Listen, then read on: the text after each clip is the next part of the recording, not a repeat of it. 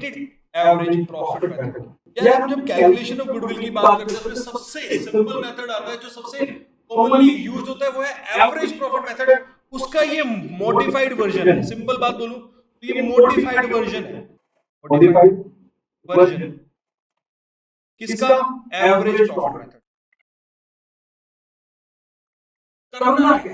बिल्कुल simple task है, कुछ नहीं करना, ध्यान से समझना। हम क्या करते हैं, जो हम एवरेज प्रॉफिट मेथड की बात कर रहे थे वहां पे हमें ईयर ऑन ईयर बेसिस पे प्रॉफिट गिवन थे, ईयर 1 2 3 4, और यहाँ पे हमें प्रॉफिट गिवन होते थे, मान लो 20,000 40,000 10,000 का लॉस एंड 50,000 कुछ भी गिवन होता था। ये एवरेज प्रॉफिट के लिए हमारे पास क्राइटेरिया होता है, ये डेटा गिवन होता था। अब जब हम वेटेड एवरेज प्रॉफिट की बात करेंगे तो यहां पे हमें एक नई चीज गिवन होगी, वो होगी वेट्स। ठीक है, यहां पे हमारे पास एक नई चीज गिवन होगी, वो होगी वेट्स। आपको क्वेश्चन बताएगा वेट्स कितने ईयर्स की वेट्स है, वेट्स क्वेश्चन बताएगा, प्लस एक की नोट याद रखना है। की नोट क्या है इसमें? जो हाईएस्ट वेट होगा ना, ठीक है, वो हम असाइन करेंगे, असाइंड टू रीसेंट प्रॉफिट। मान लो मैं बात कर रहा हूं, ये ईयर है 1920, ये ईयर है 2021, ये ईयर है 21-22 और ये ईयर है 22-23। ठीक है, और वेट्स गिवन है हमें, कह रहा है एक ईयर के लिए 1 है 2 है 3 है 4 है, ये वेट्स गिवन है हमें। तो हम कह रहे हैं जो रीसेंट वाला ईयर है, वो रीसेंट ईयर कौन सा है? ये ईयर है, तो इसको सबसे हाईएस्ट वेट असाइन होगा। तो मतलब इसको अगर 4 होगा तो सबसे जो पुराने वाला है इसको सबसे छोटा होगा, तो इस हियरार्की में कर देंगे इसको। बस हाईएस्ट वाला रीसेंट ईयर को देना है, उसके अकॉर्डिंग हम ऊपर चलते जाएंगे, बस ईयर ऑन ईयर बेसिस पे। इतना सही टास्क है। ठीक है, आई बात समझ में? तो इसके थ्रू हम गुडविल कैसे निकालते हैं? Goodwill equal to weighted average profit, ठीक है, इनटू में भाई नंबर ऑफ ईयर्स परचेज्ड। ठीक है नहीं, क्या बोला मैंने? Goodwill equal to weighted average profit into number of year purchased. अब बात आती है सर ये वेटेड एवरेज प्रॉफिट कैसे निकालेंगे? ठीक है, तो कहता है weighted average profit equal to total of product divided by sum of weights. ठीक है, जो आप प्रोडक्ट निकालोगे उसका टोटल करो, डिवाइड कर दो सम ऑफ वेट्स से। एग्जांपल करेंगे तो क्लैरिटी आपको बहुत अच्छी मिलेगी। आई बात समझ में? तो फटाफट कोशिश करते हैं, जल्दी लिखेंगे। अब टोटल ऑफ प्रोडक्ट है,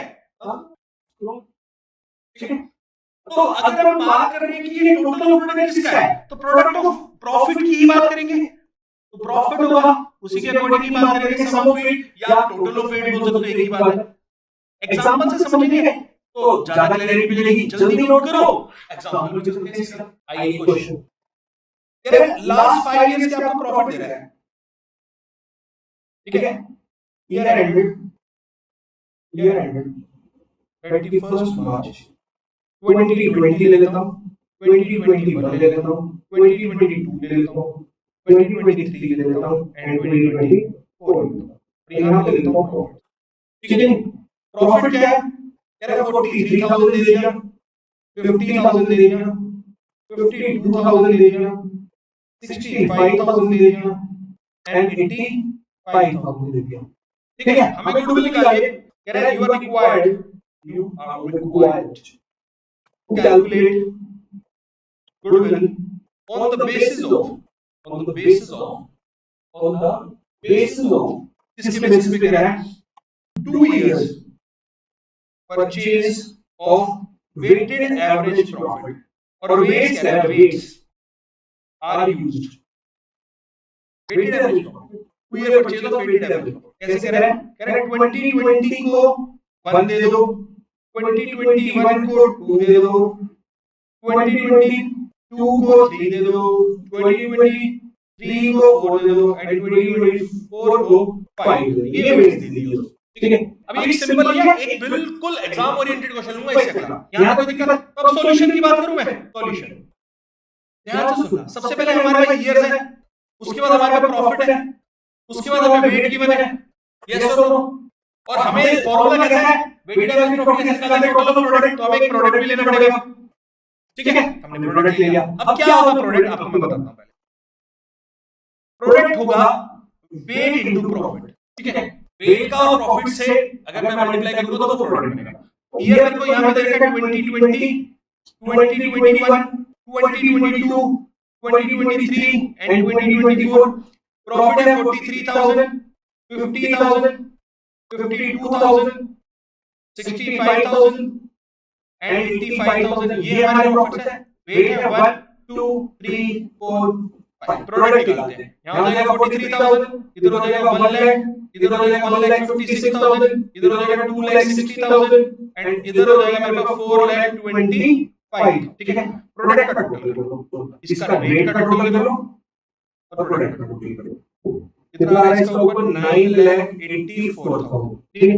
डन, समझ आ गया। हमने क्या किया, हमने प्रोडक्ट में क्या किया, प्रॉफिट इनटू वेट, और उसके बाद हमने टोटल कर दिया वेट वाले कॉलम का भी और प्रोडक्ट वाले कॉलम का भी कर दिया। अब हमें क्या निकालना है, वेटेड एवरेज प्रॉफिट निकालना है। वेटेड एवरेज प्रॉफिट मैंने अभी बताया total of product divided by total of weights, total of product divided by total of wait.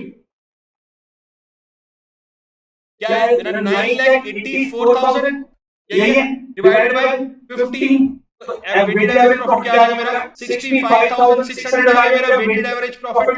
Yes और नो, यहां तक कोई प्रॉब्लम लगा देता हूं, यहां तक कोई प्रॉब्लम, सिंपल।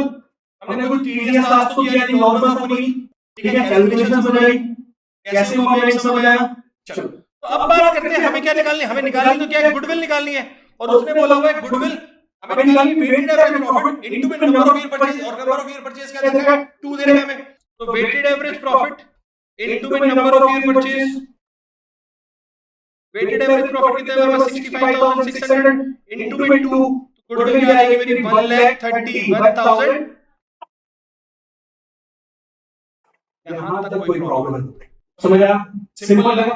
अब एक अच्छा क्वेश्चन करें, बनता भी एक ऐसा एग्जाम में क्वेश्चन आ सकता है, अगर मुझे एग्जाम बनाना है और मुझे गुडविल का क्वेश्चन देना है और वेटेड एवरेज देना है तो मैं ये क्वेश्चन जरूर दूंगा। वो क्या है, करें स्टार्ट।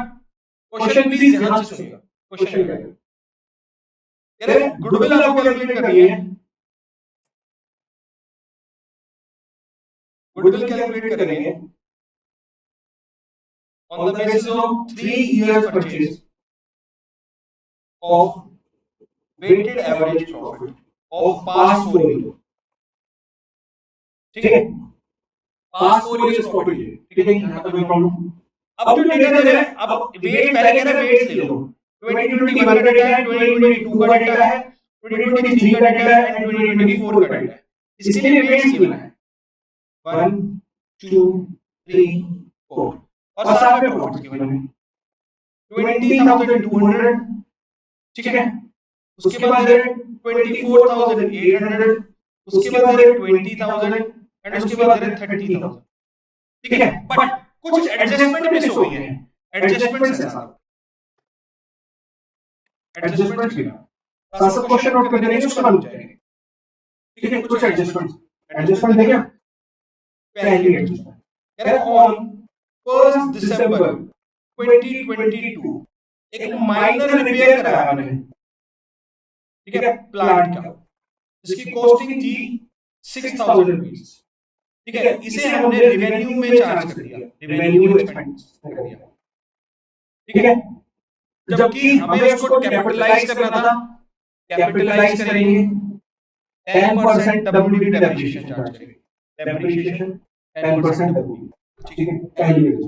पहली एडजस्टमेंट को दिक्कत समझने में लिखिए, समझेंगे धीरे धीरे सारी। पहली एडजस्टमेंट तो मैंने लिखी, आपको समझ आ गई। कह रहा है 6,000 रुपए की कॉस्ट का हमने प्लांट में रिपेयर कराया, उसे हमने रेवेन्यू एक्सपेंस में चार्ज कर दिया, जबकि कैपिटलाइज करना था 10% डब्ल्यूडी, आपको डेप्रिसिएशन भी चार्ज करना था। यहां तक कोई दिक्कत, हां सिर्फ 6 बस इतना, ठीक है, जितना आपके मोबाइल के कवर की कॉस्ट है। सेकंड, लड़की को नया फोन मिला तो कवर भी तो महंगा हो गई, ठीक है। सेकंड एडजस्टमेंट ध्यान रखना, कह रहा है क्लोजिंग स्टॉक, इंपॉर्टेंट एडजस्टमेंट है, जो इस क्वेश्चन में मैं डिस्कस कर रहा हूं सबसे ज्यादा इंपॉर्टेंट है। Correct, closing stock for the year ended 31st March 2022, ठीक है, was overvalued by 2400, 2400 रुपए से ओवरवैल्यूड है। एक एडजस्टमेंट को बड़े प्यार से समझाऊंगा, अभी नोट करके बस लिखते जाओ कि क्या कर रहे हैं वो देखो सब। चलिए एक लास्ट एडजस्टमेंट और लेते हैं। थर्ड कह रहे मैनेजमेंट कॉस्ट है एनुअली ₹4800 की, ठीक है, ये चार्ज करनी है for calculation of goodwill. Management cost 4800 की चार्ज करनी है हमें एनुअली, मतलब हर ईयर से करनी पड़ेगी 4800 गुडविल कैलकुलेट करनी है। अब समझे, देखो हमें क्या दे रखा है आप समझते हैं, हमें वेट्स दे रखे हैं और प्रॉफिट गिवन है और साथ में एडजस्टमेंट गिवन है। तो कल हमने जैसे एवरेज प्रॉफिट के मेथड में एडजस्टेड एवरेज प्रॉफिट निकाला था, वैसे हम एडजस्टेड एवरेज प्रॉफिट यहां पे भी निकालेंगे। पहले हम एक एडजस्टमेंट टेबल बना लेते हैं, सीधी बात कर रहे हैं, कैलकुलेशन ऑफ एडजस्टेड प्रॉफिट। एक क्वेश्चन मैं कर रहा हूं सिमिलर, मैं कह रहा हूं जितने डाउट पूछ लेना, एक सिमिलर प्लेटफॉर्म पे क्वेश्चन आप भी देंगे, ठीक है, दिमाग चलना चाहिए सीधी, कोई भी चीज ऐसी नहीं होनी चाहिए बच्चे जो हमने रटी हो, ठीक है। तो जहां भी लगे डाउट वहीं के वहीं पूछ लो, ठीक है विकास जी। चले आगे, हमारे पास 4 इयर्स गिवन है, ये हो गए मेरे years 31st March 2021, 31st March 2022, 31st March 2023 and 31st March 2024। यहाँ पे मुझे प्रॉफिट गिवन है ऑलरेडी, कितने हैं बेटा, 20,200, 24,800, 20,000 and 30,000, यस सर। देखो 3 एडजस्टमेंट गिवन है और एक कॉमन एडजस्टमेंट है जो सारे ईयर पे हमें देनी है एनुअली। मैनेजमेंट कॉस्ट सबसे पहले हर प्रॉफिट से मैनेजमेंट कॉस्ट को लेस कर दूं, management cost less management cost, वो हर ईयर के प्रॉफिट को इंपैक्ट कर रही है 4800 और कॉस्ट है बेटा ये, तो हमारा पीएनएल से डेबिट ही होता है। तो जो हमारा प्रॉफिट बच रहा है मैनेजमेंट कॉस्ट के बाद वो बच रहा है 15,400, 20,000, 15,200 and 25,200, ये प्रॉफिट बच रहा है। यहाँ पर कल को कोई प्रॉब्लम है, आराम से टेक योर टाइम, ऐसे मैं सजेस्ट करूंगा पहले समझ लो फिर, ठीक है। यहाँ पे देखो नोट तो करना ही है, हमारे पास एक टाइम ऐसे समझ लेते हैं, रिदम नहीं मिलता। अब सुनना, अगला मेरे को बोला हुआ है कि यार मैंने एक कैपिटल एक्सपेंडिचर को रेवेन्यू चार्ज किया हुआ है, कैपिटल एक्सपेंस को रेवेन्यू चार्ज किया हुआ है, कौन सा, प्लांट वाला, ठीक है। अगर मैंने रेवेन्यू चार्ज कर रखा है तो पीएनएल में डेबिट कर रखा होगा 6,000 को, तो प्रॉफिट उस ईयर का ऑलरेडी 6,000 से कम हो रहा होगा, तो मेरे को वापस ऐड बैक करना पड़ेगा, यस और रेवेन्यू, और उसमें बाद में डेप्रिसिएशन चार्ज करना पड़ेगा। तो पहले क्या करते हैं, ऐड कर देते हैं, क्या, capital expense charge as revenue expense, ठीक है। कौन सी ईयर में था, क्या इस ईयर में था, नहीं, क्या इस ईयर में था, नहीं, इस ईयर में था 31st March 2023 वाले में, तो ये मुझे ऐड करना है, मैंने कर दिया, ठीक है।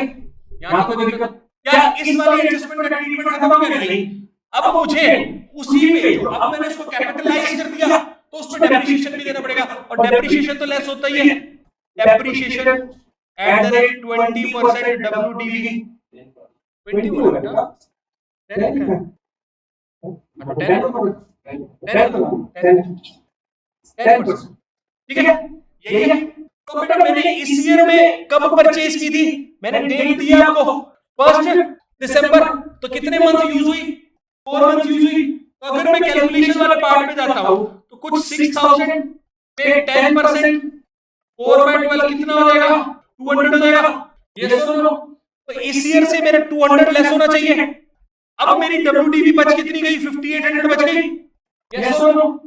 इस ईयर तो पूरे साल के लिए रहेगा, तो अगले साल का जो डेप्रिसिएशन लगेगा वो 580 लगेगा, यस और नो। यहां तो कोई प्रॉब्लम, तो यहां से मैं 580 चार्ज कर दूं, तो इस एडजस्टमेंट के बाद मेरा फाइनल प्रॉफिट क्या है, इस वाले में तो कोई चेंज नहीं हुआ, 15,400 ही रहा, इधर 20,000 ही रहा, इधर हो गया मेरा 21,000 और इधर कितना हो रहा मेरा 24,620, यस और नो, यही तो है, कोई दिक्कत, आगे चलें।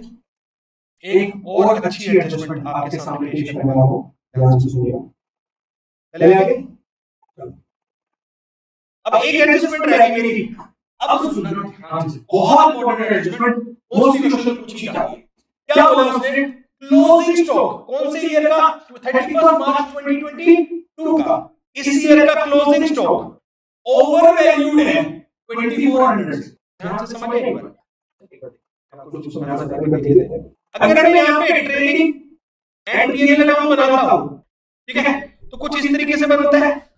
यहाँ सेल्स ले लेता हूं, यहाँ अपने डायरेक्ट एक्सपेंसेस ले लेता हूं, ठीक है, यहाँ पे क्लोजिंग स्टॉक ले लेता हूं, और यहाँ पे जीपी आ जाता है, बैलेंस शीट फिगर, और फिर यहाँ जीपी कैरी फॉरवर्ड होता है, यहाँ इनडायरेक्ट एक्सपेंस लेके नेट प्रॉफिट निकाल लेता हूं, ठीक है, यही होता है।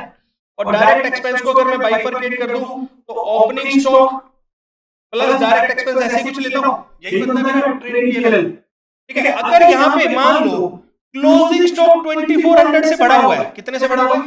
2400 से बढ़ा हुआ है, तो एग्जैक्टली उतना ही ग्रॉस प्रॉफिट भी बढ़ा हुआ होगा। यस और नो? एनालिसिस करने के लिए ग्रॉस प्रॉफिट भी ओवर इन्फ्लेटेड होगा, और वही ग्रॉस प्रॉफिट यहां आ रहा है 2400 से बढ़ा हुआ, तो बेटा 2400 से ही मेरा नेट प्रॉफिट भी बढ़ा हुआ होगा। अगर क्लोजिंग स्टॉक ओवर वैल्यूड है, ठीक है, तो नेट प्रॉफिट भी ओवर वैल्यूड होगा। यहां कोई प्रॉब्लम? तो बेटा अगर इस ईयर का क्लोजिंग स्टॉक ओवर वैल्यू है, तो नेट प्रॉफिट भी ओवर वैल्यू है, तो over value of closing stock को मुझे लेस करना पड़ेगा, तो लेस कर देता हूं। Over valuation of closing stock, क्या इस ईयर से करेंगे? नहीं करेंगे। क्या इस ईयर से करेंगे? यस। क्या इस ईयर से करेंगे? नहीं। क्या इस ईयर से करेंगे? नहीं। यहां तक कोई प्रॉब्लम नहीं है पक्का? तो यहां पे अब मेरा प्रॉफिट कितना आ रहा है? 15,400। इधर कितना आएगा? 17,600। इधर 21 का 21 ही रहेगा, 21,000, और इधर 24,620 रहेगा। क्या मेरी सारी एडजस्टमेंट खत्म हो गई? एडजस्टमेंट खत्म हो गई? नहीं। बेटा एक बात बता, ये ट्रेडिंग तूने बनाया, ये ट्रेडिंग का क्लोजिंग स्टॉक, इस ईयर का क्लोजिंग स्टॉक अगले साल का ओपनिंग स्टॉक नहीं बन जाएगा? यस और नो? तो इसका मतलब अगले साल के ट्रेडिंग में ओपनिंग स्टॉक ओवर वैल्यू है। यस और नो? अगर ओपनिंग स्टॉक ओवर वैल्यू होगा तो ग्रॉस प्रॉफिट कम हो रहा होगा, और ग्रॉस प्रॉफिट कम हो रहा होगा तो कैरी फॉरवर्ड भी कम हुआ होगा, और कैरी फॉरवर्ड कम हुआ होगा तो नेट प्रॉफिट भी कम आ रहा होगा। यस और नो? यस और नो? तो इसका मतलब अगले साल का प्रॉफिट 2400 से कम आ रहा होगा, तो मुझे उसको भी एडजस्ट करना पड़ेगा, ऐड हो जाएगा। अगला एक चीज over valuation of opening stock 20। अब जो प्रॉफिट आएगा ये आएगा एडजस्टेड। तो एक छोटी सी चीज समझ आई क्या? पहले मैं आपको वो नोट डाल के लिखवा दूं, note, important note, important note क्या है? कह रहा profit is directly related to closing stock and inversely related to opening stock. ये इंपॉर्टेंट नोट है। क्लोजिंग स्टॉक के साथ तो डायरेक्टली, और ओपनिंग स्टॉक के साथ इनवर्सली। अगर ओपनिंग स्टॉक ओवर वैल्यू है तो प्रॉफिट कम हो रहा होगा, ठीक है, क्लोजिंग स्टॉक ओवर वैल्यू है तो प्रॉफिट भी बढ़ रहा होगा, तो उसके अकॉर्डिंग एडजस्ट करें। कोई दिक्कत? तो अब मेरा जो फाइनल एडजस्टेड प्रॉफिट आ रहा है वो आ रहा है 15,400, 17,600, 23,400 एंड 24,620। यही है फाइनल एडजस्टेड प्रॉफिट, ठीक है। तो बेटा अब मेरे पास, ध्यान से सुनना, मैं नोट में रब कर रहा हूं आपके साथ, आपके लिए यहां से आपने लिख लिया होगा। तो हमने एडजस्टेड प्रॉफिट निकालना, वेट हमें ऑलरेडी असाइन थे, तो हम वेट टू प्रोडक्ट करेंगे, तो हमारे पास इंडिविजुअल ईयर का प्रोडक्ट आया, इसे हमने कंप्लीट किया 90,280, और हमारे पास टोटल वेट भी है 10, तो वेट एवरेज प्रॉफिट हो जाएगा 219 to 80 divided by 10, that is 21,928, और प्रोडक्ट हमें निकालने की purchase of weighted average profit पे, तो इनटू 3 करूंगा तो मेरे पास आ जाएगी गुडविल 65,784। आई होप कोई डाउट तो नहीं है, ठीक है? हो तो प्लीज बता दीजिएगा कमेंट बॉक्स में, और आप लोग अटेम्प्ट करेंगे illustration number 10 equal and illustration number 9 ईएस के बाद, ठीक है? चलिए मिलते हैं आपसे नेक्स्ट क्लास में। Thank you.